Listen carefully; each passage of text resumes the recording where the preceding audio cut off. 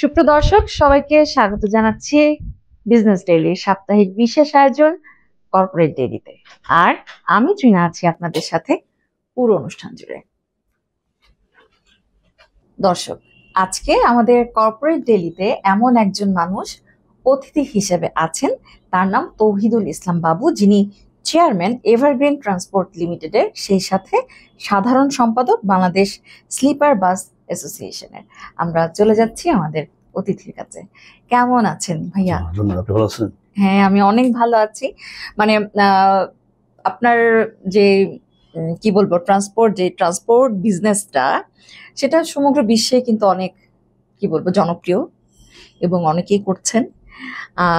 আপনার যে বাস সার্ভিসটা, তার নাম হচ্ছে এভারগ্রিন, এবং এখনো পর্যন্ত কিন্তু এভারগ্রিনের কি বলবো সেবার মান কিংবা একটা ইমেজ যা থাকে তা কিন্তু আমাদের কাছে অনেকটাই অ্যাকসেপ্টেবল, তাই না? কিন্তু আমি আপনার শুরুর গল্পটা শুনতে চাই। কিভাবে শুরু করেছিলেন আপনার এই বিজনেসের যাত্রাটা? ধন্যবাদ। এভারগ্রিন ট্রান্সপোর্টের চেয়ারম্যান হিসেবে আপনি আমার কাছে যে যাত্রা শুরুর কথা জানতে চান, তাইলে নিঃসন্দেহে এটা অনেক লম্বা একটা জার্নি। লম্বা না বললেও অনেকটা সংগ্রামের, অবশ্যই অনেকটা আনন্দের, আবার যদি বলতে হয় যে একটা চ্যালেঞ্জের। ডেফিনেটলি। এই কারণে চ্যালেঞ্জ বলবো, সেটা হলো বাংলাদেশের মহাসড়কে পরিবহন ব্যবসা অত্যন্ত একটা কঠিন ব্যবসা, ভয়াবহ একটা ভয়াবহ ব্যবসা। এটা আপনি জানেন যে দেশের মানুষ সবচেয়ে জনজীবন, এদেশের মানুষের মানব সম্পদের জন্য, সবকিছুর জন্য পরিবহন একটা গুরুত্বপূর্ণ সেক্টর। এই সেক্টরটাকে সার্ভাইভ করা, অর্থাৎ এই সেক্টর থেকে সার্ভিসের মান ডেভেলপ করা, জনগণকে এটার সাথে সম্পৃক্ত করে নিজের প্রতিষ্ঠানকে, নিজের পরিবহনকে একটা সুন্দর জায়গায় নিয়ে আসা, অবশ্যই এটা অনেকটা চ্যালেঞ্জের কথা বলবো আমি আপনাকে। কারণ এখানে বলবো এদেশের মানুষের যে চিন্তা চেতনা অনেকটা চলার পথে, ধরেন আপনাকে যেটা বলতে হয় সেটা হলো, মানুষ মনে করে যে একটা বিজনেস যখন কেউ শুরু করে, হ্যাঁ নিশ্চয়ই শুরুর পিছে এখানে অনেক অর্থের যোগান, অনেক অবৈধ টাকার যোগান, এখানে অর্থ যোগান করতে আসলো, শুরু হলো। কিন্তু আমি আমার অভিজ্ঞতা বলবো যে সম্পূর্ণ আমার অভিজ্ঞতা, অর্থাৎ মেধা বিনিয়োগ করেই পরিবহন ব্যবসা শুরু করলাম। অবশ্যই। আমি যেমন আপনার স্টার্টআপটা কি ছিল? আপনি কি মানে একদম শুরুতেই আপনার এই ট্রান্সপোর্ট বিজনেস ছিল? আমি প্রথমেই বাংলাদেশের স্বনামধন্য প্রতিষ্ঠান এইচএনএস গ্রুপ, ওটা আমার চাচা, হ্যাঁ, ওনার প্রতিষ্ঠান রবি এক্সপ্রেস, চ্যানবেড হুন্ডে ছিল, বাংলাদেশের হুন্ডা আমার চাচা, জনাব শহীদুল ইসলাম সাহেব। তো চাচার প্রতিষ্ঠান হিসাবে আমি ওই প্রতিষ্ঠানটা আপনার ম্যানেজার যে ওটা কি বলে এটাকে, আমি পরিচালনা পরিষদের সাথে সম্পৃক্ত থেকে আমি প্রথম অভিজ্ঞতা সঞ্চয় করি। তাই কখনো চাকরি করেছেন? না, আমি চাকরি কখনো করিনি, এটা বাস্তবতা। চাকরি কখনো করিনি। আমি একটু ম্যানেজমেন্টের পার্ট ছিলাম, চাকরি আমি কখনোই করিনি। ওটা করতে গিয়ে পরিবহনে আমি সারা বাংলাদেশের টেকটাপে, তেঁতুলিয়া, রূপসাতে, পাতুরিয়া মহাসড়কের প্রত্যন্ত অঞ্চলে আমার একটা বিচরণ ছিল। তাই? হ্যাঁ। এবং আমি ব্যক্তির জীবনে আমার নিজের কথা বললে হয়, আমি যে কাজটা করি সেটার প্রতি কমিটেড হই, অর্থাৎ কাজটাকে প্রচন্ড ভালোবাসি, কাজটা শেষ পর্যন্ত দেখার চেষ্টা করি যে কি হয়। এবং এই দেখতে গিয়ে আমি পর্যন্ত যে কাজটাই করেছি, আমার ধরেন অভিজ্ঞতার আলোকে কর্মজীবনে এসে মোটামুটি আমি ধরেন সফলতার ধার প্রান্তে। অফকোর্স, মাশাআল্লাহ। অর্থনৈতিকভাবে আমরা মানুষজন মনে করি যে সমাজ ব্যবস্থা এটা মনে করে যে মানুষ অর্থনৈতিকভাবে প্রতিষ্ঠিত হইলে সে প্রতিষ্ঠিত। আমার কাছে প্রতিষ্ঠিত ব্যাপারটা একটু ব্যতিক্রম। কিরকম? একটা মানুষ যখন সে মানুষ সম্বন্ধে পরিণত হবে, সে যখন সমাজে তার সুনাম, তার দক্ষতা, তার অভিজ্ঞতা যখন সমাজে প্রতিষ্ঠিত হবে, আমি সেটাকেই মনে করি একটা মানুষ সুপ্রতিষ্ঠিত। আচ্ছা, এই ট্রান্সপোর্ট বিজনেসের চিন্তাটা মাথায় আসলো কিভাবে? বলছিলেন যে একটা অভিজ্ঞতা সঞ্চয় করেছেন, টেকনাফ থেকে তেঁতুলিয়া, সব জায়গায় আপনার একটা বিচরণ ছিল। জি। আমি এই যখন আমার হুন্ডে পরিবহন, হুন্ডে যখন আমি ম্যানেজমেন্টের দায়িত্ব পালন করি, তখন আমার কাছে মনে হলো যে এই সমাজে নিজের পরিচিতি, নিজের অবস্থান, নিজের নেটওয়ার্ক বিস্তৃতি লাভ করতে হয়, প্রসার ঘটাইতে হয়, তাহলে পরিবহন একটা ভালো মাধ্যম। অবশ্যই, আপনি কিছুই করতে পারবেন না পরিবহন ছাড়া। পরিবহন এমন একটা নেটওয়ার্ক, আপনি ধরেন ঢাকার আরামবাগে বসে আপনি সারা দেশের সাথে আপনি কমিউনিকেট হয়ে যাচ্ছে। Yes, of course. হ্যাঁ, আপনি কক্সবাজারে বসে সে আপনার তেতুলিয়া পর্যন্ত আপনার কমিউনিকেশন, অর্থাৎ তেতুলিয়া এই অঞ্চল টোটাল সারা বাংলাদেশে এই সীমারেখার মধ্যে আপনি থাকতে চান, তাহলে পরিবহন একটা বেস্ট মিডিয়া।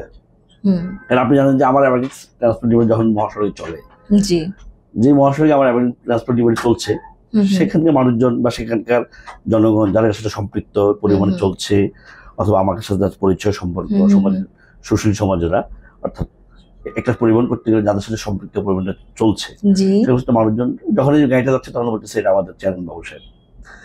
এই যে একটা পরিচিতি, যেটা ভালো লাগা, এটা আমার কাছে অন্য কোনো ব্যবসার মাধ্যমে। আচ্ছা, এভারগ্রিন কোথায়, মানে কোন কোন রুটে এখন চলছে? এটা আমার ঢাকা, চট্টগ্রাম, কক্সবাজার, ওই রুটটাতেই বেশি, রাঙ্গামাটি, রাজশাহী, সাপাই, নাটোর, সবচেয়ে লং রুট গুলাতে। জি, লং রুট চলছে। আমার যেহেতু বাংলাদেশে আপনার মহাসড়কে একদম বেচাগার একটা পরিস্থিতি তৈরি হয়েছিল করোনা পরবর্তী সময়ে, পরিবহন একটা বড় এফেক্টেড ছিল। এবং দেশে যখনই যে দুর্যোগ আসে, রাজনৈতিক দুর্যোগ বলেন আর প্রাকৃতিক দুর্যোগ বলেন, সব দুর্যোগের প্রথম এফেক্ট হলো পরিবহন। সেই কারণে পরিবহন সেক্টরটা খুব ভালো যাচ্ছিল একটা সময়। দ্যাট মিনস আজ থেকে 5 সাল 2020 সাল পর থেকে পরিবহনটা ভালো যাচ্ছে না। একদিকে ন্যাশনাল সিচুয়েশন, একদিকে পলিটিক্যাল সিচুয়েশন, সবকিছু মিলিয়ে একটা বিব্রতর অবস্থা বলে পরিবহন মালিক। কোভিড এর সময় লকডাউন, তার পরবর্তীতে ধরে নিলেন পলিটিক্যাল সিচুয়েশন, মানে যে কোনো সময় কিন্তু দেখা যায় যে ট্রান্সপোর্টটা বন্ধ করে দেওয়া হয়। রোড যদি বন্ধ থাকে, আমার ট্রান্সপোর্ট বন্ধ। ইভেন অনেক সময় যেটা করা হয়েছে কোভিড এর সময় কিন্তু ঢাকা লকডাউন করা হয়েছিল। Can you remember? ঢাকা থেকে কেউ বের হতে পারছে না, আবার ঢুকতে পারছে না। আবার অনেক সময় কিন্তু আরো বিভিন্ন সিচুয়েশন আমি উল্লেখ করতে চাই না, সেই সময়টাতেও কিন্তু ঢাকাকে যখন লক করা হয় বাইরের থেকে, দূরপাল্লার বাস তখন ঢুকতে পারে না। তো সবসময় কিন্তু এই যে পরিবহন সেক্টরটা, যেটা সবচেয়ে গুরুত্বপূর্ণ ভূমিকা রাখে আমাদের অর্থনৈতিক সেক্টরে, সেটি কিন্তু সবচেয়ে বেশি এফেক্টেড হয়। জি, এটা কিন্তু দৃশ্যমান, এটা সবাই জানে। এরপরে ধরেন এই পরিবহন তো ধরেন বাংলাদেশের একটা প্রক্রিয়া, এই প্রক্রিয়া কখনো ব্যাহত হলে তো দেশের জনজীবন নষ্ট হয়ে যাবে, আমরা কেউই চলতে পারবো না। আচ্ছা, কত বছর ধরে এই পরিবহন ব্যবসার সাথে? খুব একটা বেশি দিন না, আমি কমপ্লিটলি আমার পদার্পণ 2017 থেকে পরিবহনে আমার পদার্পণ। এভারগ্রিন তাহলে কবে থেকে যাত্রা শুরু? 2017? না, এভারগ্রিন আমার হলো 2020 থেকে। হ্যাঁ, কিন্তু নামটা শুনলে মনে হয় না যে অনেক বছর ধরে কাজ করছে এভারগ্রিন? নামটাই তো এরকম। এভারগ্রিনের আপনার সার্ভিসের মান সুন্দর, এবং এটার প্রচার প্রসারটা খুব সুন্দর। হ্যাঁ, এই যুব সমাজ এটা খুব ভালোভাবে রিসিভ করছে, এবং মানুষজন এটাকে খুব স্বাচ্ছন্দ্য বোধ করে এই গাড়িতে চড়ে। সেজন্য এটা পরিচিতি খুব তাড়াতাড়ি, আমি নিজে অবাক হই, আমার কাছে ভালো লাগে যে আমার এভারগ্রিন। আপনি নিজে কখনো আপনার নিজের বাসে পরিবহন করেছেন? হ্যাঁ, নিঃসন্দেহে। তাই? আপনি যদি এখন কক্সবাজার যান, আপনি কি বিমানে যাবেন নাকি এভারগ্রিনে যাবেন? না, আমি আমার এভারগ্রিনে যাব। সত্যি? হ্যাঁ, সত্যি। আচ্ছা, তারপর রাজশাহী যেতে হলে এভারগ্রিনে যাবেন নাকি? আমি আমার এভারগ্রিনে আসা যাওয়া করি। তার মানে আপনি আপনার নিজের যে, মানে কি বলবো, পরিবহন ব্যবস্থা, নিজের যে পরিবহন, তাকে আপনি বিশ্বাস করেন। এটা আসলে আপনাকে প্রশ্নটা এই জন্যই করা, যদি আপনার নিজের তৈরি জিনিসটা যদি আপনার যদি কি বলবো বিশ্বাস না হয়, তাহলে সেকেন্ড ম্যান কেন বিশ্বাস করবে, কেন ভালোবাসবে? আমি আগে আপনি বলছি, আমি আমার যে প্রতিষ্ঠানে করি আমি এটা প্রচন্ড ভালোবাসি। তাই? হ্যাঁ, আমি যখন গাড়িতে চড়ে, আমার গাড়িতে করে যখন আমি রাজশাহী যাবো, আমি কক্সবাজার যাবো, যাওয়ার সময় আসার সময় আমার গাড়ির সার্ভিসের মানটা কেমন, এবং আমার ড্রাইভার কিভাবে গাড়ি চালাচ্ছে, আমার সুপারভাইজার কিভাবে। কিন্তু ওরা কি তখন আপনাকে চিনে ফেলে? হ্যাঁ, চিনলেও অনেক সময় চেনে, অনেক সময় চেনে না, এরকম হয়। জেনারেল সাধারণ যাত্রী হিসেবে কখনো গিয়েছেন? না, এরকম হয় যে চিনছে না, হয়তো আমি যাচ্ছি, হ্যাঁ, আবার হঠাৎ করে কোনো একটা মেসেজ পেলে সব গাড়িতে আছে, হ্যাঁ, তখন আমার ঠিক ওই মুহূর্তে আমার দেখাদিক হয়ে একটা হয়ে যায়, ওরা ততস্থ হয়ে যায়, তাই না? দেখাদিক হয়ে যায়, এরকম ঘটনা ঘটেছে অনেক সময়। হ্যাঁ, দেখা হয়ে যায়। মানে সবচেয়ে দূরপাল্লার যাত্রা কিসে করেছেন আপনার? এই যে আমার গাড়িতে যখন আমি যাই, আপনি যখন যাবেন সবচেয়ে, বাংলাদেশটা খুব সুন্দর একটা দেশ। অবশ্যই। হ্যাঁ, বাংলাদেশের মহাসড়কের পাশে খুব সুন্দর সুন্দর আপনি এখন হাইওয়ে রেস্টুরেন্ট আপনি জানেন।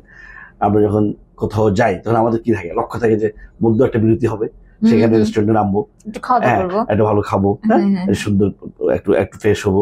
তো এই মাধ্যমটা বাংলাদেশে এখন খুবই নাইস। আপনি আপনার অভিজ্ঞতা আছেন আমি জানি না, আমি আপনাকে দাওয়াত করবো যে আপনি আমার গাড়িতে সরে কক্সবাজার যাবেন, রাজশাহী যাবেন, আপনি দেখবেন যে মহাসড়কে এখন খুব সুন্দর, ভ্রমণে খুব সুন্দর, ভালো লাগে, রাত্রে বিরতি সুন্দর। হ্যাঁ, মানুষ ধরেন আজকাল এনজয়টা তো নিজের মনের কাছে, আমি যখন যেখানে যাবো সেখানে এনজয়টা আমি নিজে করে নেবো, মেন্টালি আমি প্রস্তুত থাকবো যে আমি এটাকে এনজয় করছি।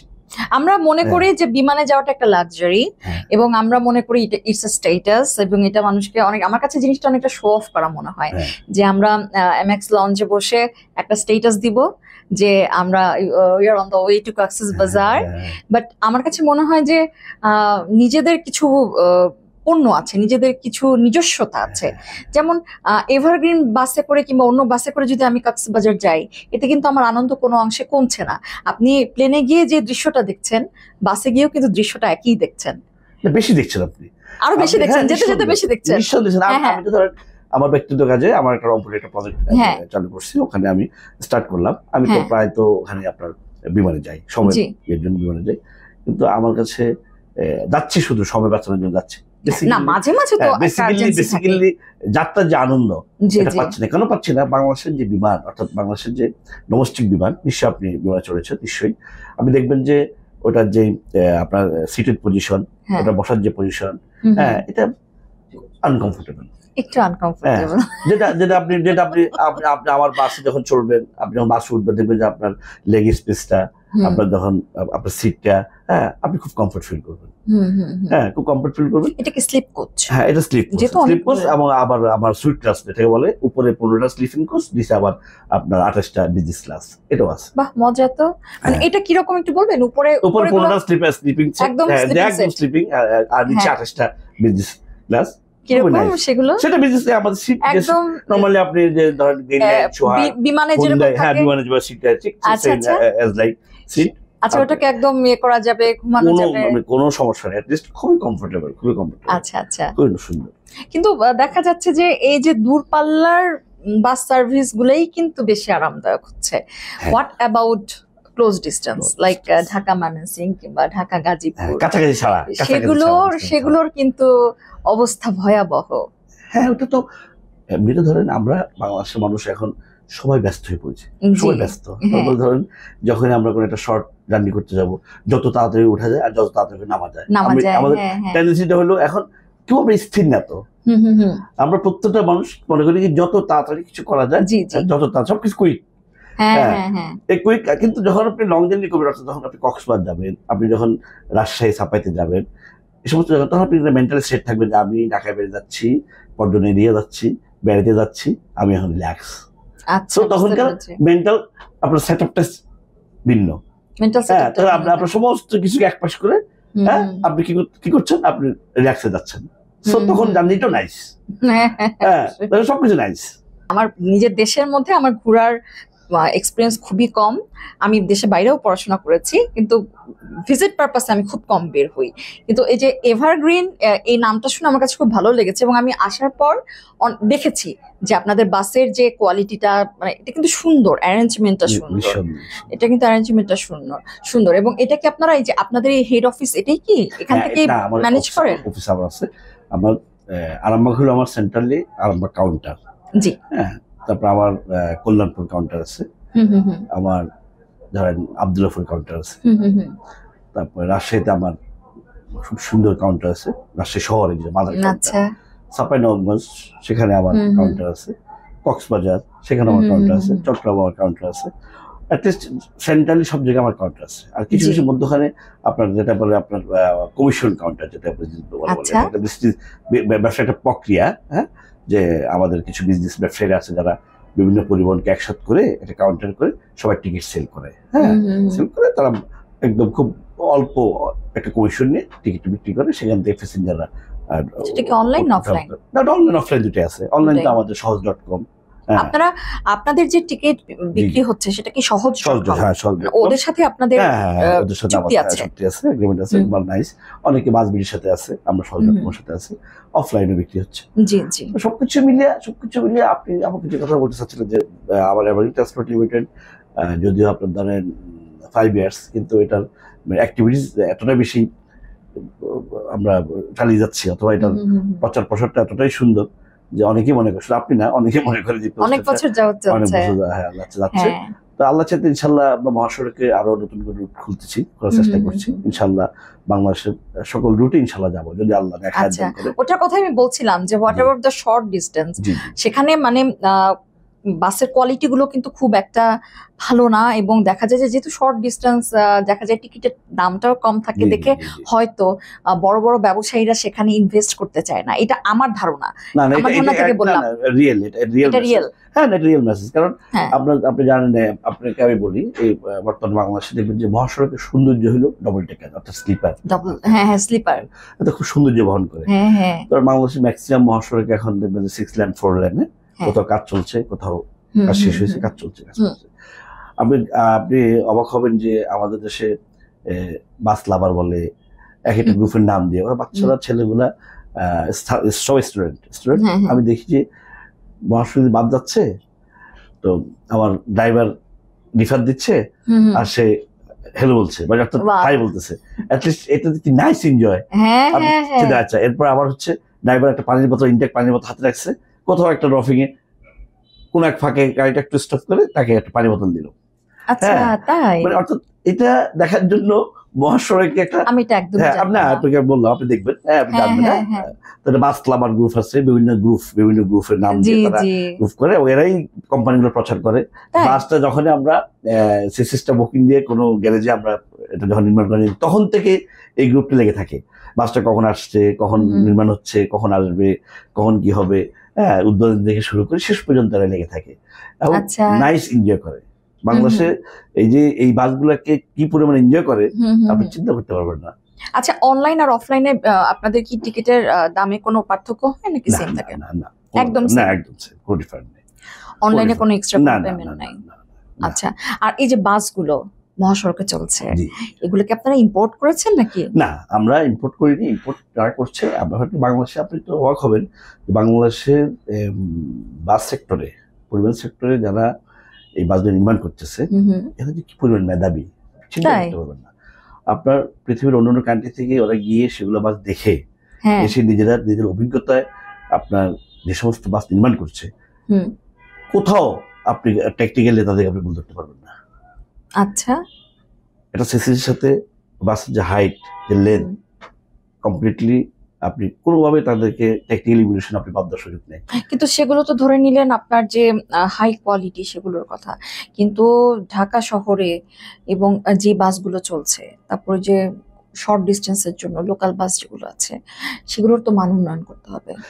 অ্যাজ এ আপনি তো সাধারণ সম্পাদক বাংলাদেশ স্লিপার বাস অ্যাসোসিয়েশনের, সেগুলোকে নিয়ে চিন্তা করেছেন কখনো যে কিভাবে এগুলোর একটু উন্নত করা যায়? আমরা বাংলাদেশ সড়ক, Bangladesh bus truck owners association, Bangla slipper, আমি শুধু স্লিপার না, আমি এসি বাস মালিক সমিতিও লিড করছি, মানে অল এসি বাস লিড করছি, এবং আমি নোয়াখালী, আমার বৃহত্তর নোয়াখালী আন্তর্জাতিক বাস মালিক সমিতি সিনিয়র ভাইস প্রেসিডেন্ট হয়েছি। তো পরিবহনটা এখন আমার কাছে আমার লালন ধারণ, সবসময় এটার মধ্যে আমাকে থাকতে হয়। সারাক্ষণই আমার পরিবহনের মধ্যে থাকতে হয়, যখন যে অবস্থা থাকি, এটা আমার কাছে একটা মুখ্য বিষয়। যেমন মহাসড়কে এই যে অ্যাক্সিডেন্ট গুলো হচ্ছে, সেটা কিন্তু আমাদের যে বাসগুলো চলছে, ঢাকা শহরের মধ্যে যান্ত্রিক ত্রুটিও কিন্তু আছে, তাদের মধ্যে যান্ত্রিক ত্রুটি আছে, প্লাস হচ্ছে ট্রাফিক সিস্টেমটা তারা হয়তো ঠিকভাবে ফলো করে না, কিংবা এই পাশ থেকেও যদি সবকিছু, তো ভাইস ভার্সা, হয়তো ট্রাফিক কন্ট্রোলেও জানি না কিছু প্রবলেম আছে কিনা, সবকিছু মিলে। যেমন দেখেন, সবচেয়ে কমন একটা এক্সাম্পল আপনাকে আমি দিই, সেটা হচ্ছে, যেহেতু আপনি পরিবহন ব্যবস্থার সাথে জড়িত, মালিবাগে যে একটা রেল ক্রসিং আছে, 2 দিন পর পর সেখানে অ্যাক্সিডেন্ট হয়, ট্রেনের সাথে বাস কিংবা ট্রেনের সাথে রিক্সা কিংবা কোনো না কেউ কাটা পড়ছে। তো সবকিছুই কিন্তু একটা ধরে নিলেন নিয়ম দরকার, একটা রুলস রেগুলেশনস, তারপর ধরে নিলেন সবকিছু যদি একটা নিয়মের মধ্যে যদি আনা যায়, সেগুলো নিয়ে কি আপনারা কখনো চিন্তা করেছেন? হ্যাঁ, অফকোর্স। আমরা গতকালকে তো বললাম না, গতকাল আমাদের একটা মিটিং ছিল, সেখানে পরিবহনের আইকনরা ছিল, পরিবহনের সারা বাংলাদেশে যারা পরিবহনের আইকন যারা লিড করছে, পরিবহনে সবাই ছিল। সেখানে কথা হয়েছে, আমি সবসময় এটা পোষণ করি, আমি আমার বক্তব্য এবং আমার সবসময় মিটিংয়ে এই কথাটা বলে আসছি, আমরা বাংলাদেশে ড্রাইভারদের একটা প্রশিক্ষণ নিশ্চিত করতে হবে, কারণ ড্রাইভাররা বাংলাদেশে প্রশিক্ষিত না। আমাদের দেশের গত 17 বছর বাংলাদেশের প্রেক্ষাপটটা আমি ওভাবে না বললেও আপনি বুঝে দিতে হবে যে 17 বছর বাংলাদেশের একটা একচেটিয়া প্রক্রিয়া, একটা ভিন্ন প্রক্রিয়া দেশটা পরিচালনা পর্ষদ ছিল। এই দেশটা তখন পরিবহনের একটা ডিক্টেটরশিপ ছিল, একজনের কথা সারা বাংলাদেশের পরিবহনটা চলতো। তখন কিন্তু ইচ্ছা করলে তারা এই 17 বছরে তারা স্মুথলি ড্রাইভারদের একটা প্রশিক্ষণ নিশ্চিত করতে পারতো।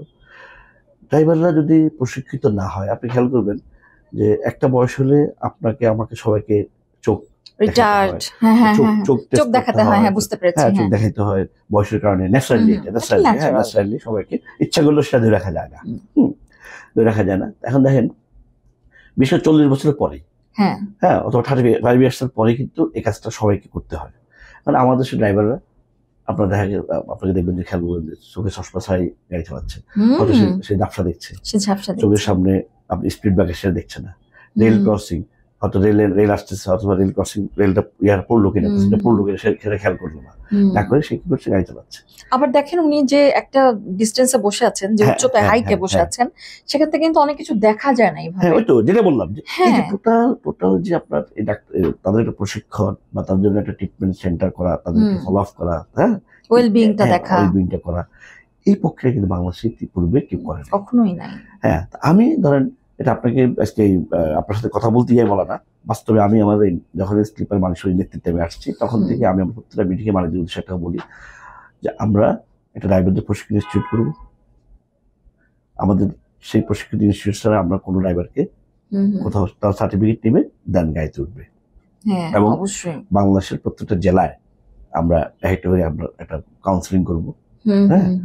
সেখানে ওই অঞ্চলের সেখানে আপনার অভিজ্ঞ মানুষজন থাকবে, বিশ্ববিদ্যালয়ের শিক্ষকরা থাকবেন, পরিবহনের সাথে সম্পৃক্ত বিভিন্ন জ্ঞানীগুলিরা থাকবেন। আমরা সেখানে কাউন্সিলিং করলাম, কাউন্সিলিং করে সেই কাউন্সিলিংয়ের মধ্যে দিয়ে জনসচেতনতা, ড্রাইভারদের সড়কের নিরাপত্তা, এটা আপনার ঘরে ঘরে পৌঁছাতে হবে যে একটা অনভিজ্ঞ ড্রাইভার কখনো ভালো গাড়ি চালাতে পারে না। একদম শুধু তাদের উপর দোষ দিয়ে তো লাভ নাই। তা এমন কি কখনো অবস্থা ছিল, কিংবা এমন কি কোনো কি বলবো একটা প্রতিষ্ঠান কি ছিল যেখানে কি তারা বলবে যে আমাদের এটা প্রয়োজন, আমাদের এটা সমস্যা হচ্ছে? কিছুই ছিল না, সবকিছু একচিটিয়া ছিল। সবাই মানে আপনার পুঁজিবাদ, লুটেরা, যার কারণে দেশের এই সেক্টরকে ডেভেলপ করা, পরিবার সেক্টরকে দেখা, এটা লোক ছিল না, রিয়েল মেসেজ ছিল না। আমরা ধরেন 70 বছর আগে তো আমরা অপরিপক্ক ছিলাম, আমরা তখন তো এই জগতে মানুষ ছিলাম না, সাধারণ জনগণ হিসেবে আমাদের মতো মানুষ তখন তো চিন্তা করার সুযোগও ছিল না। সময়ের প্রেক্ষাপটে, সময়ের আবর্তে এখন আমরা যেখানেই থাকি, যখন যে সেক্টরে সম্পৃক্ত হবে তাকে সেটা নিয়ে ভাবতে হবে। আমি বিশ্বাস করি, যেমন এখানে গতকালকেও আমরা যে মেসেজটা পেলাম, যে প্রজ্ঞাপন জারি করছে যে যেমন বাসের ক্ষেত্রে 20 বছর পর্যন্ত, ট্রাকের ক্ষেত্রে 25 বছর, এরপর আর কোনো বাস ট্রাক এই মেয়াদ হলে কোনো বাস ট্রাক চলবে না। তার পরবর্তীতে তারা এই বাস ট্রাকগুলোকে কি করা হবে? নিঃসন্দেহে এটা বহিষ্কৃত হবে, নিশ্চয়ই ডাম্পিং চলে যাবে, আর তার আগে তো এই বাসও তো বানাতে হবে, সেটা করবে, সে পক্ষে করবে, সেরকম তাহলে ইনভেস্টমেন্টও লাগবে, সেই ইনভেস্টমেন্ট গভর্নমেন্ট বিনিয়োগ করবে, ব্যক্তি বিনিয়োগ করবে, সড়কে বিনিয়োগ করতেই হবে, সড়কে বিনিয়োগ করতেই হবে। এবং প্রতি কিন্তু কালকে আমার একটা কথা বললো, যে একটা ভালো কথা বলছে, আপনাকে আমি রিপ্লাই করি, সেটা যে বাংলাদেশে যে সরকারি ক্ষমতা আসুক, কিন্তু সড়কের সাথে, পরিবহনের সাথে তাদের একটা বিরূপ সম্পর্ক, কিন্তু এই সেক্টরের সাথে সবচেয়ে ভালো সম্পর্ক রাখা উচিত। কিন্তু এটা একটা গুরুত্বপূর্ণ প্রশ্ন, এটা গতকালকে আলাপ করছে। আপনারা যদি আমাদের বেসিক নিড কি? বেসিক নিড হচ্ছে খাদ্য, বস্ত্র, বাসস্থান, শিক্ষা, চিকিৎসা। প্রত্যেকটা জিনিসের সাথেই তো আপনার ট্রান্সপোর্ট জড়িত। আপনার বাসায় তো ধরে নিলেন খাবার আনতে যাবেন, আপনার একটা ট্রান্সপোর্ট লাগবে, ডক্টরের কাছে যাবেন, একটা ট্রান্সপোর্ট লাগবে, এভরিথিং, অল ওয়ার্ক, আপনি যে কাজে যাবেন সেখানে আপনি ট্রান্সপোর্ট সম্পৃক্ত। এখন সেখানে ধরেন যে আরেকটা গুরুত্বপূর্ণ কথা আপনাকে বলি, যেটা বলে দুর্ঘটনার কথা, যে আপনার ট্যাকনা যখন পঞ্চগড় থেকে একটা পরিবহন ড্রাইভার, সে যখন আপনি যাবে কক্সবাজার যাবে, ট্যাকটার যাবে, আবার সে ওখান থেকে পরের দিন সকালবেলা আবার রওনা করলো, তার মানে মধ্যখানে যার একটা মধ্য রেস্ট প্রয়োজন অবশ্যই, সেটার জন্য আমরা কি খুব ভালো ব্যবস্থা করতে পারছি? বিগত দিন সরকারগুলো কিছু করতে পারছে? হ্যাঁ, হয়তো আমরা এদিন খেয়াল করছি 2-3 জায়গায় দুইটা রেস্ট হাউস হয়েছে, সেটা তো সাফিসিয়েন্ট না, এবং সেটা ভালো প্রচারও নেই, অনেক ড্রাইভার জানেও না, সেটার জন্য ড্রাইভার মালিক সমন্বয় করে অ্যাড্রেস করে জানাতে হবে যে আমাদের এখানে গেস্ট হাউস আছে, ড্রাইভার এখানে বসবে, এখানে থাকবে। সেক্ষেত্রে ড্রাইভারদের শিডিউল করতে হবে যে সে 8 ঘন্টা পর তার ডিউটি থাকবে না, সেখানে 8 ঘন্টা ড্রাইভার রিকোয়েস্ট করতে হবে, যেখানে রেস্ট করতে নামবে সেখানে 8টা ড্রাইভার রেস্ট হাউসটা উঠবে। আমি একটা জিনিস যেটা আমার কাছে যে স্ট্যাটিস্টিক্স সেটা আমি একটু বলতে চাই, আপনিও ভুল হলে বলবেন। এই যে হাইওয়েতে ঢাকা কক্সবাজার বলেন, ওইসব দূরপাল্লার ক্ষেত্রে অ্যাক্সিডেন্ট কিন্তু কম, সেক্ষেত্রে কিন্তু অ্যাক্সিডেন্ট বেশি হচ্ছে যেটা শর্ট ডিস্টেন্সের ক্ষেত্রে, তাই না? শর্ট ডিস্টেন্সে হচ্ছে এটা যেমন নিঃসন্দেহে আপনি তো আমাকে নিজে একটা উদাহরণ করলেন যে সকালে 1.5 ঘন্টার মধ্যে আপনি ময়মনসিংহ চলে যেতে হয়েছে, আপনি আমাকে নিজে হ্যাঁ আমি কিন্তু বললাম যে আমার জন্য একটা দুর্বিষহ একটা অভিজ্ঞতা, কুইক সার্ভিস, যত তাড়াতাড়ি যাওয়া যায় যত তাড়াতাড়ি আসা যায়। আপনার অভিজ্ঞতার কথা বলুন। আরেকটা গুরুত্বপূর্ণ ম্যাটার আপনি ইদানিং খেয়াল করছেন জানেন, একটা মহাসড়কে একটা ইজি বাইক চলে, ইজি বাইক একটা পরিবহন, হ্যাঁ এই পরিবহনটা হয় কি মহাসড়ক থেকে আপনার বিভিন্ন জেলা উপজেলা থানা ইউনিয়ন গ্রামের সাথে কিন্তু রাস্তা সম্পৃক্ত। এরা একটা অনভিজ্ঞ ড্রাইভার, কারণ ওরা ধূপ করে চলে আসে কোথা থেকে, ওদের একটা ইন্ডিকেটর দেওয়া আমি কখনো দেখি নাই। না ওরা বুঝেও না, ইন্ডিকেটর বলতে আপনি যেটা বলতে ওরা বুঝেও না, ইন্ডিকেটর দিতে হবে, দেওয়ার রোডে আসতে হবে, এটা বুঝে না। কি পরিমাণ যে মানুষ মারা যাচ্ছে। আমার নিজের একটা গাড়ি কয়েকদিন আগে, আপনি যেটা অভিজ্ঞতা শেয়ার করতে হয় দাউদকান্দিতে, আমার ড্রাইভার একটা বাসের ট্রাক ঠিক এই রাস্তা আমি যেটা আপনাকে বললাম যে গ্রামের রাস্তা থেকে সে ইন করলো, তাকে সেট করতে গিয়ে বাধ্য হলো আমার গাড়িটা শেষে রাস্তা নেমে যেতে হলো।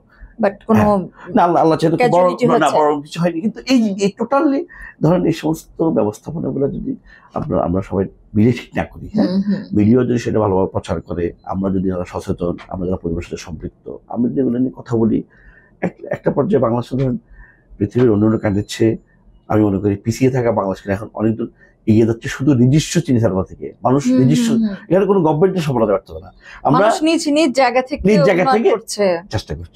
আমি যেটা মনে করি এটা আমার একদম কনসেপ্টটা ক্লিয়ার যে মানুষ নিজ উদ্যোগে সব হচ্ছে, কোনো গভর্নমেন্ট সরকারের প্রক্রিয়া থেকে বাংলাদেশের কোনো ডেভেলপমেন্ট পর্যন্ত আমি গত 70 বছর তো কোনোভাবেই লক্ষ্য করিনি, হ্যাঁ এবং বাংলাদেশের মানুষ কেউই করেনি, এটা আপনি নিজেও জানেন খুব, আপনি যে সচেতন মানুষ নাগরিক।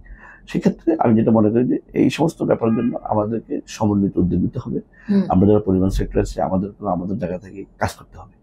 হ্যাঁ আপনি যতই বাংলাদেশ স্লিপার বাস অ্যাসোসিয়েশনের একজন স্টেক হোল্ডার কিংবা পরিচালনা পরিষদে আছেন কিংবা এসি বাস, তারপরেও কিন্তু আমার মনে হয় আপনাদের মতো মানুষরা যদি একটু ঢাকার ভেতরে যে অবস্থা, যে বাসগুলো খুব যান্ত্রিক ত্রুটি নিয়ে চলছে, তারপর ড্রাইভারদের সমস্যা, অনেক সময় যাত্রী ম্যানেজমেন্টেও অনেক প্রবলেম হয়, আপনার যদি সেদিকে একটু চোখ রাখেন, আমার মনে হয় সড়কের যে প্রাণগুলো যে ঝরে যাচ্ছে, এখানে ইজি বাইক তো হঠাৎ করে কিন্তু বেড়ে গিয়েছে, মানে ইটস মানে কি বলবো, এটা একটা হিউজ একটা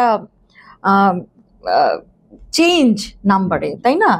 এটা কোথা থেকে হলো, কিভাবে এটা উদয় হলো, এটা যে কি পরিমাণ, এটা শুধু নট অনলি ইন হাইওয়ে, এটা কিন্তু এই যে ঢাকার ভিতরেও কিন্তু অনেক ডিস্ট্রিক্ট শহরগুলো সৌন্দর্য নষ্ট করে ফেলেছে। আপনি একটা বিভাগীয় শহরে আপনি যখন যাবেন, আমি জানি না আপনি বিভাগীয় শহর জানেন কিনা, আমি তো প্রায় তো রংপুরে যাচ্ছি, হ্যাঁ আমার নিজের ব্যবসায়িক কাজে, আমি দেখেছি একটা বিভাগীয় শহরের একটা সৌন্দর্য নষ্ট হয়ে গেছে শুধু আপনার ইজি বাইক, মানুষজন চলছে, আর সবচেয়ে বড় মানুষ অলস হয়ে যাচ্ছে।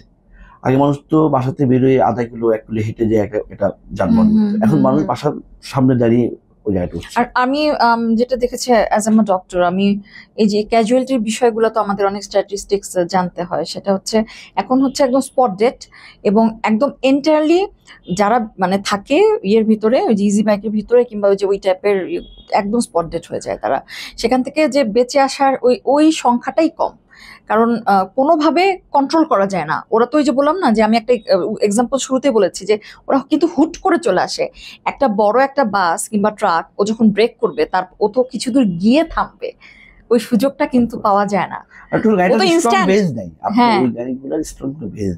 একটা ফু দিলে মনে হয় উড়ে যাবে, একদম খুব সিলি। এই গাড়িটা ধরেন আপনি যে চালায় সে হোক, এটা কন্ট্রোল বুঝে না, এবং সেটা জানেও না যে কিভাবে মহাসড়কে এটা আপনার ড্রাইভ করতে হবে, সেটা জানেও না। গ্রামের রাস্তায় বেকারত্ব দূর করার জন্য সে মনে করছে যে এটা একটা মাধ্যম, তাদের মাধ্যম মনে করতে গিয়ে কত ক্ষতি হয়ে যাচ্ছে সমাজের, কত মানুষ চলে যাচ্ছে, কত মানুষের বিপদে পড়ছে, কত মানুষ অ্যাক্সিডেন্ট হচ্ছে, চিন্তা করতে পারবেন। অবশ্যই। আচ্ছা, আমরা একটু আবার আপনার এভারগ্রিন ট্রান্সপোর্ট একটু ফিরে আসি। সেটা হচ্ছে যখন শুরু করেছিলেন কতটি বাস ছিল? হ্যাঁ, আমি যখন শুরু করি তখন আমার বাস ছিল অনলি 4টা। জি জি।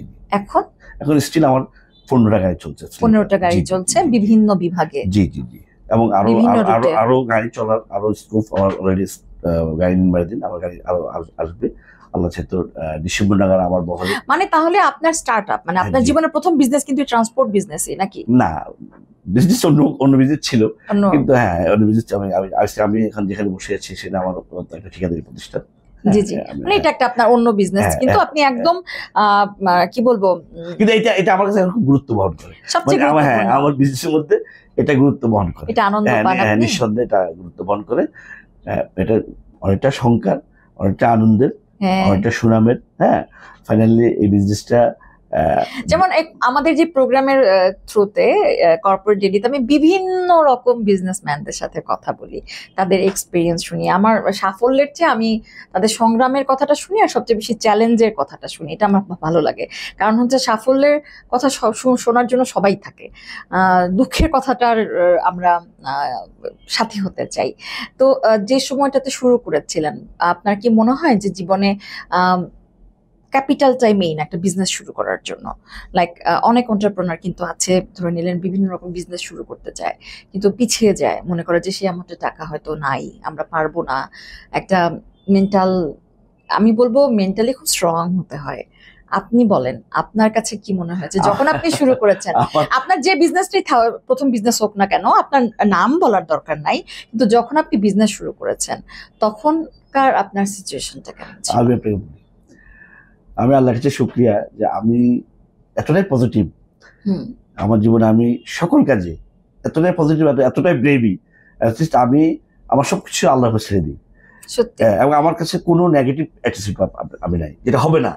এই শব্দের সাথে আমি কখনো পরিচিত ছিলাম না, এখন থাকবো না। তার মানে আপনার এরকম কখনো হয়নি যে কোন একটা বিজনেস শুরু করেছেন তারপর এটা কুইট করে অন্য একটা বিজনেসে গিয়েছেন, এরকম হয়েছে কখনো? না, আমি সবসময় একটা বিজনেস ডিপেন্ড করি না। আমি এটা বিশ্বাস করি না। আমার বিজনেস ছিল, আমি কিছু বিজনেস করেছি, লস করেছি, ঠিক আছে, আমার একটা তো চালু আছে, আমি এটা ওই মুহূর্তে যদি স্টপ করে দিই, ওটা আমার মাথা থাকে না, আমি মাথা রাখি না ওটা। আমি মানে ওটার বেদনা নিয়ে আমি একটা বিজনেস প্রভাব পড়বে এই কাজটা আমি করি না।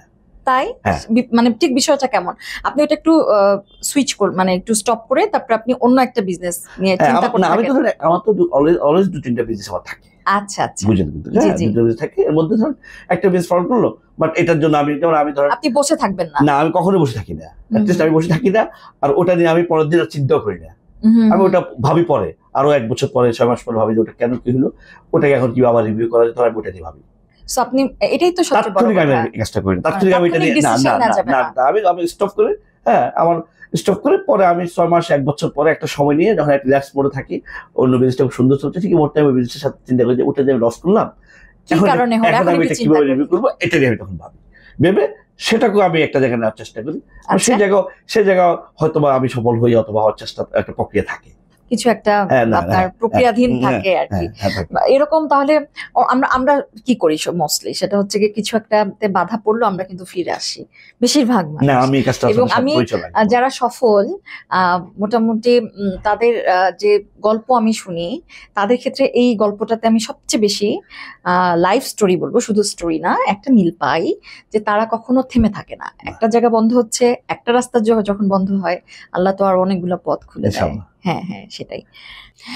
এখন তো যে বাসগুলো আছে সেগুলো গ্যাস কিংবা ডিজেল এগুলোতে চলছে না, তো সবচেয়ে পরিবেশ বান্ধব ইলেকট্রিক বাসগুলো তো মনে হয় সবচেয়ে পরিবেশ বান্ধব, সেগুলো কি বাংলাদেশে আছে নাকি আনার পরিকল্পনা করছে? বাংলাদেশে আমি কখনো শুনি যে ইলেকট্রিক বাস এই বাসটা আসতেছে, আনার চেষ্টা করছে, কোনো দেশের জয়েন্ট ভেঞ্চারে কথা বলা হচ্ছে, শুরু করছে, কিন্তু আমরা কি আদৌ সেটা মেইনটেইন করতে পারবো? এখন পর্যন্ত তো মহাসড়কে বা আমরা কোথাও আদৌ সন্ধান পাচ্ছি না, সেরকম কোনো সন্ধান। আসলে ভালো হবে, আসলে তো অবশ্যই ভালো হবে। আরেকটা জিনিস যেটা আপনি বলছিলেন যে কেউ যদি ট্রান্সপোর্ট বিজনেস শুরু করতে চায়, রোড পারমিট কিংবা লাইসেন্সিং প্রক্রিয়া, সেটা কি মানে অনেকেই বলে যে এটা অনেক জটিল, আসলে কি এটা অনেক জটিল? না, জটিল কেন হবে? জটিল না, কিন্তু বাংলাদেশের প্রেক্ষাপটটা জটিল ছিল, তো প্রেক্ষাপটটা সবকিছুতেই একটা জটিলতা ছিল, আস্তে আস্তে সেগুলো জটিলতা কমে আসবে, নিঃসন্দেহে স্পষ্ট হয়ে যাবে। এবং কেন হবে না, হবে অবশ্যই। হওয়ার জন্য তো আমরা আজকে 5 তারিখ তৈরি হলো, অবশ্যই অবশ্যই। নিঃসন্দেহে এটা স্মুথ হয়ে যাবে এবং সবাই ব্যবসা করতে পারবে ইনশাল্লাহ। আর আপনার ছোটবেলার গল্পটা একটু শুনি, কোথায় বেড়ে উঠেছেন? আমার ছোটবেলা একদম নোয়াখালী জেলার সোনাইমুড়ি উপজেলার অন্তর্গত আমার গ্রামের নাম সাহারপাড়। আচ্ছা, ওখানে বড় হয়েছেন? ওখানে আমার জন্ম, পড়াশোনা ওখানে? হ্যাঁ, ওখানে লেখাপড়া, শৈশবকাল ওখানে কেটেছে। হ্যাঁ, একদম জীবনের সকল স্মৃতি ওখানেই, এবং ছোটবেলার শৈশবকালের যে দুরন্তপনা সব ওখানে, সবকিছু ওখানে। এবং একটা গ্রামের ছেলে যেভাবে বড় হয় ঠিক সেভাবে বেড়ে উঠেছে, সেভাবেই ন্যাচারালি সে আঙ্গিকই বড় হয়েছে। ঢাকায় কবে এসেছেন?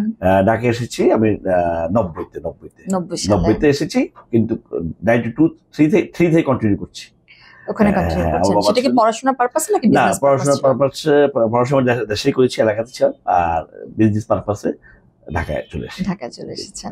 বাবা মা কেউ কি বিজনেস করতেন কিংবা পরিবারে আমার কেউ? ফাদার এয়ারফোর্সে ছিলেন, পাকিস্তান এয়ারফোর্সে ছিলেন। ফাদার রিটায়ারমেন্ট করে উনি পরে বাংলাদেশেই বিজনেস করতেন। জি জি। ঢাকায় থাকতেন। তারপরে 2001 সালে আমার বাবা মারা যায়। আমার আম্মা একদম সম্পূর্ণ গৃহিণী। হ্যাঁ, আমা বাড়িতে থাকেন, এখন গ্রামে থাকেন। মাঝে মধ্যে যখন প্রয়োজন মনে হয় যে আসা দরকার চিকিৎসার সুবিধা আসেন, না গ্রামে স্বাচ্ছন্দ্য বোধ করেন, ওখানে ভালো লাগে, ওখানে ভালো থাকে। আমি এটার পক্ষে, আমি এটার পক্ষে যে যেখানে ভালো থাকে। আর এখন তো ধরেন আমাদের ব্যবস্থা, যাতায়াত ব্যবস্থা খুবই ভালো। প্রয়োজন হলে সবকিছু দিয়ে পাঠাই দেওয়া যায়, প্রয়োজন হলে নিয়ে যাওয়া যায়, সবকিছু ভালো আলহামদুলিল্লাহ। জি। আচ্ছা, জীবনে যা হতে চেয়েছেন তাই কি হয়েছেন? হ্যাঁ, আমি জীবনে যা হতে চেয়েছি তা হতে পেরেছেন কিনা? তার চেয়ে বেশি। তার চেয়ে বেশি? হ্যাঁ, বেশি। আমি বেশি। আচ্ছা, আলহামদুলিল্লাহ। আমার পথটা খুব মসৃণ, খুব সুন্দর। আমার মনে হচ্ছে যে আমি যা চেয়েছি আল্লাহ তার চেয়ে আমাকে বেশি দিচ্ছে, কারণ আপনি খুব পজিটিভ মাইন্ডের।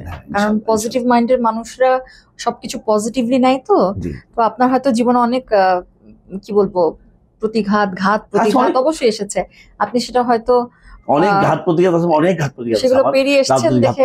আছে, যেটা বললে হয়তো আপনি নিজেও একটা অবাক হবেন হয়তো। তারপরে ধরেন জীবনের সংগ্রাম আছে, অনেক কষ্ট, অনেক বেদনা, সেটা নিয়ে তো পড়ে থাকা যাবে না। সমাজের মানুষজনকে জানা, কাছের মানুষজনের যে বিক্রি করা, আপন মানুষজন দূরে চলে যাওয়া সব আছে, এবং দূরে চলে যাওয়া না, শুধু আপন মানুষজন কষ্ট দেওয়া। হ্যাঁ, ওই কষ্ট থাকার সময় কষ্ট দেওয়া, হ্যাঁ, সেই মানুষগুলা, এটা সবচেয়ে কষ্ট লাগে। যেমন আমি সবাইকে প্রশ্নটা করি না, বাট আমার কাছে মনে হয়েছে যে আপনার কাছে একটা সঠিক উত্তর পাওয়া যাবে। আমি আপনাকে প্রশ্নটা করতে চাই, সেটা হচ্ছে ধরে নিলেন আমরা সবচেয়ে কষ্টের মুহূর্তগুলোতে আমরা আমাদের ভালোবাসার মানুষদের কাছ থেকে মনে হয় সবচেয়ে বেশি বিট্রেইড হই। সবচেয়ে বেশি আমি কমপ্লিটলি এই ব্যাপারে আপনাকে বলবো যে আমি সবচেয়ে বেশি কষ্ট পেয়েছি কাছের মানুষ থেকে, আপনজন থেকে, যারা আমাকে সবচেয়ে বেশি কষ্ট, এবং সেই সময়টাই কিন্তু সবচেয়ে ভঙ্গুর সময়, এবং ওই সময়টাতে যদি টার্ন করা যায় আপনি কিন্তু মনে হয় যে উঠে দাঁড়াতে পারবেন। নিঃসন্দেহে আমি ওই কষ্টটাকে চেপে ধরে আমার সৃষ্টিকর্তার কাছে ধৈর্যের জন্য নিজেকে বিসর্জন দিয়ে, ধৈর্যের কথা বলে, ধৈর্য ধরে রেখে, যেটা ইসলাম বলে এবং সেটাই সত্য, সেটাই বাস্তব। পৃথিবীতে ধৈর্য মহৎ গুণ। হ্যাঁ, কে কি বললো আর কে কি কষ্ট দিল সেটাকে না ধরে রেখে, না চিন্তা করে আমার মতো করে পথ চলছে।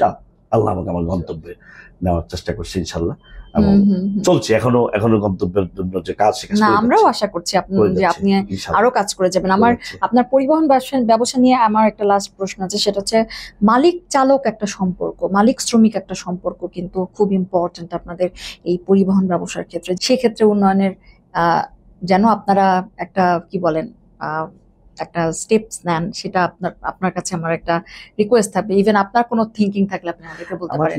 আপনাকে বলি, হ্যাঁ, আপনি বাংলাদেশের মহাসড়কে একটা সময়, জি, আমরা যখন ছোটবেলায় ঢাকা থেকে গ্রামের বাড়িতে ছিলাম, তখন আমাদের মাধ্যম ছিল বাস।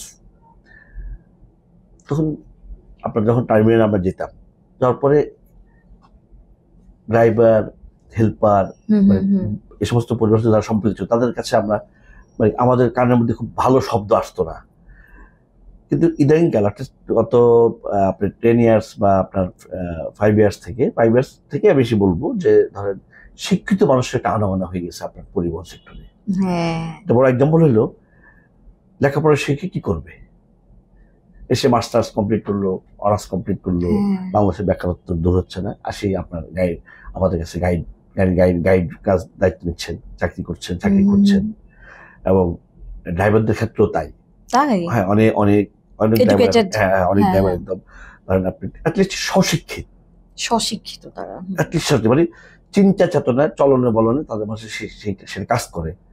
এই ড্রাইভার সংখ্যা আমরা পেয়েছি, যার কারণে ধরেন ডে বাই ডে কিন্তু এই পরিবহনের মহাসড়কে কিন্তু আপনার ড্রাইভার, আপনার মালিক এবং আপনার সুপারভাইজার, হ্যাঁ, তাদের মধ্যে একটা বর্নিশ তৈরি হচ্ছে।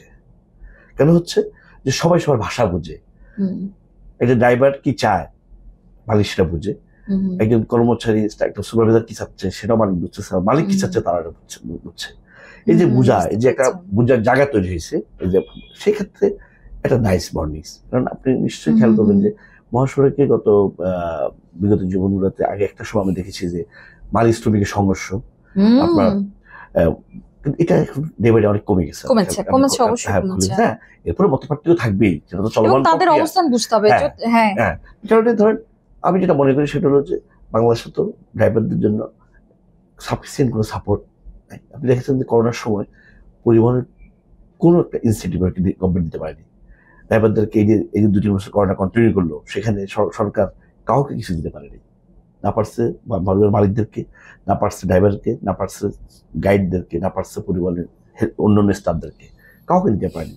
এরপরও আপনি দেখবেন কোথাও কোনো সংঘাত, সংঘর্ষ, দ্বন্দ্ব তৈরি হয়, একটা মিউচুয়াল আন্ডারস্ট্যান্ডিংয়ের মধ্যে, মানে একটা বুঝাবুঝির মাধ্যমে, একটা বর্নিশের মাধ্যমে সবাই মোটামুটি সময়টা পার করছে। আপনি যেমন লাস্ট একটা এক্সাম্পল দিই, আমি যেখানে পড়াশোনা করেছি ওখানে আমি দেখেছি যেখানে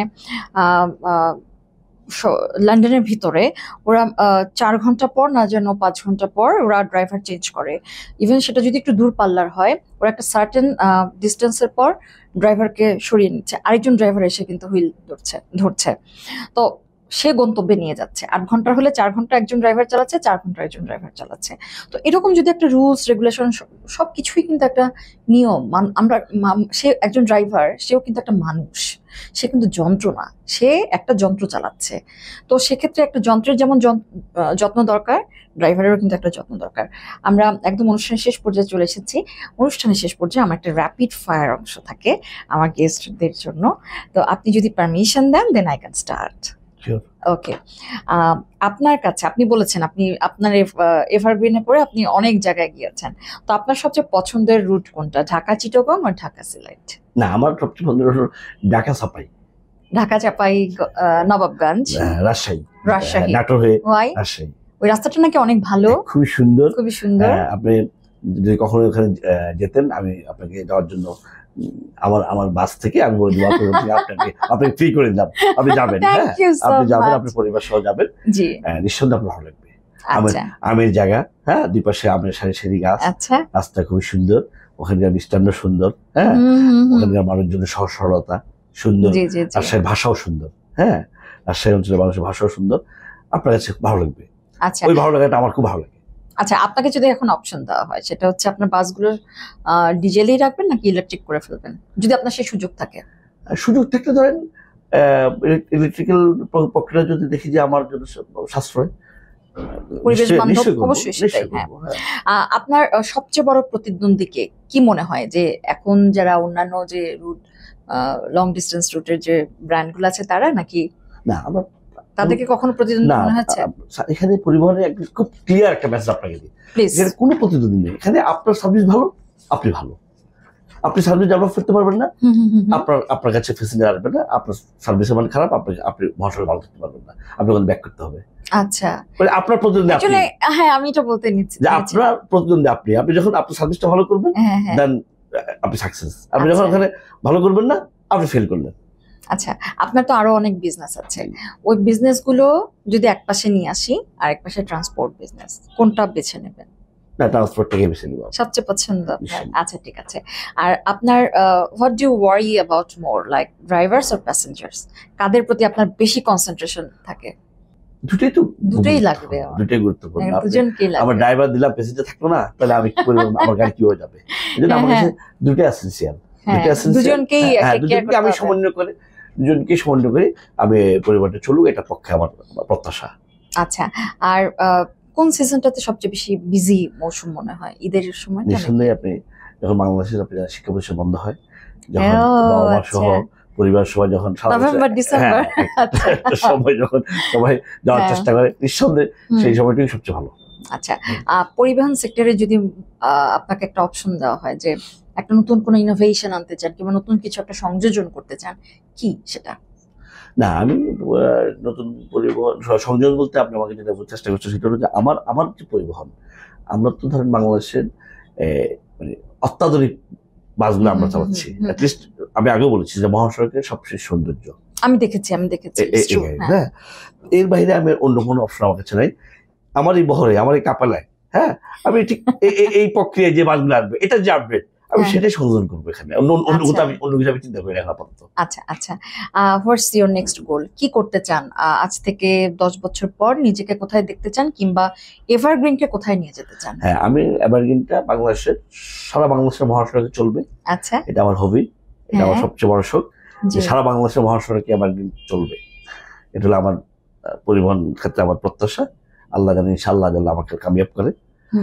আর পরবর্তী সময় যেটা আপনার প্রশ্ন করলে সেটা আমি একজন রাজনৈতিক কর্মী, জনগণ সেবা করতে চাই। আচ্ছা, এই সেবা করতে গিয়ে বাংলাদেশের সর্বোচ্চ জায়গাটা যে আমার সেবা করতে পারে সেই জায়গাটা যাওয়ার চেষ্টা করবো। অবশ্যই বলবো যে আপনাদের মতো মানুষরা আছেন দেখেই কিন্তু পরিবহন ব্যবস্থার ক্ষেত্রে এখনো অনেক উত্তরোত্তর উন্নতি ঘটেছে। যেমন 2000 সালের অবস্থা এখন 2025-এর সাথে তুলনা করা যাবে না, কিংবা 2000 সাল মানে 90 বলেন, অনেক অনেক একটা বিশাল উত্তরোত্তর একটা চেঞ্জ কিন্তু আনতে পেরেছেন আপনারা। জি, আপনাকে ধন্যবাদ। আপনি আমাকে আজকে সুন্দর রাত্রি উপহার দিয়েছেন, শুভ সন্ধ্যা। আমার খুব ভালো লেগেছে। আবার দেখা হবে ইনশাআল্লাহ। অবশ্যই অবশ্যই। সুপ্রিয় দর্শক, কর্পোরেট ডেইলি আজ এ পর্যন্তই। আগামী পর্বে আপনাদের সাথে দেখা হবে অন্য কোনো এন্টারপ্রেনার, কোনো বিজনেসম্যান কিংবা কোনো কর্পোরেট পার্সনকে সাথে নিয়ে। আপনারা ভালো থাকুন, সুস্থ থাকুন। ধন্যবাদ সবাইকে।